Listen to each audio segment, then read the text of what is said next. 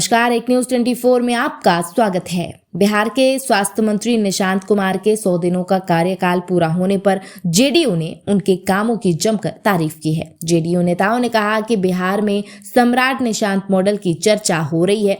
नीतीश कुमार की party Janata Dal United यानी JDU ने ये दावा किया है कि बिहार में सम्राट निशांत मॉडल की चर्चा सुर्खियों में है। सम्राट सरकार में स्वास्थ्य मंत्री निशांत कुमार ने अपने 100 दिनों के कार्यकाल में कई क्रांतिकारी फैसले लिए। इसमें मरीजों के रेफर करने पर रोक और अस्पताल डॉक्टरों की कमी जैसे फैसले अहम माने जा रहे हैं।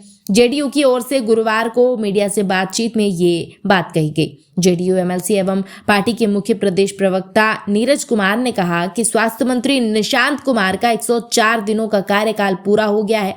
सूबे में अब सम्राट नीतीश मॉडल की चर्चा बढ़ने लगी है। निशांत ने इस दौरान मरीजों के हित में कई फैसले लिए। उन्होंने अनावश्यक तौर पर मरीजों को दूसरे अस्पताल में रेफर करने की प्रथा को खत्म ही कर दिया।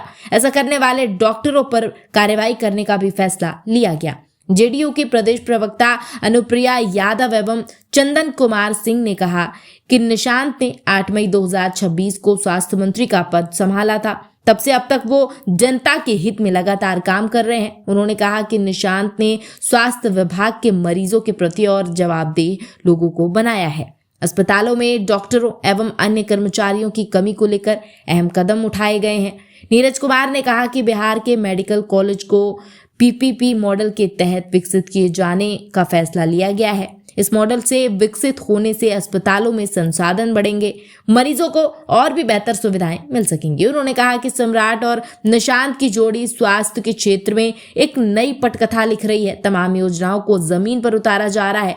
जेडीयू नेता ने यह दावा किया कि नीतीश कुमार के मॉडल पर ही सम्राट और निशांत काम कर रहे हैं। बीते मार्च महीने में जेडीयू के राष्ट्रीय अध्यक्ष नीतीश कुमार ने बिहार के मुख्यमंत्री पद से इस्तीफा देकर केंद्रीय राजनीति में जाने की घोषणा की थी। इसके बाद पार्टी नेताओं की मांग पर उनके बेटे निशांत कुमार को राजनीति में लाया गया। जेडीयू की सदस्यता लेने के बाद निशांत ने कई दिनों तक पार्टी के क्रियाकलापों को बारीकी से समझा। फिर अप्रैल 2026 में जब सम्राट चौधरी के नेतृत्व में नई एनडीए सरकार का गठन हुआ तो उन्हें डिप्टी सीएम बनाने का प्रस्ताव दिया गया था। हालांकि निशांत ने उस समय उप मुख्यमंत्री बनने से साफ इनकार कर दिया था। इसके बाद मई महीने में हुए सम्राट कैबिनेट के विस्तार में निशांत को स्वास्थ्य मंत्री बनाकर सरकार में शामिल किया गया। 46 वर्षीय निशांत अपने पिता के सीएम पद पर रहते सक्रिय राजनीति से दूर थे।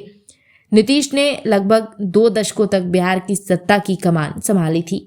अभी वो राज्यसभा सांसद हैं।